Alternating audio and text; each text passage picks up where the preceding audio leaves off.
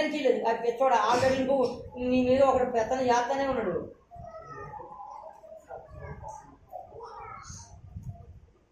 నాకు నేను వీరుని సూర్యుని, నా మీద ఎవడు పెత్తనం చేసేలేదు. నా ఇష్టం వచ్చి చేస్తా. నీ ఇష్టం ఇక్కడ ఏమి లేదు. నువ్వే ఇంకొకటి ఇష్టం ప్రకారం నడుపుతున్నావు. అవునా కదమ్మా?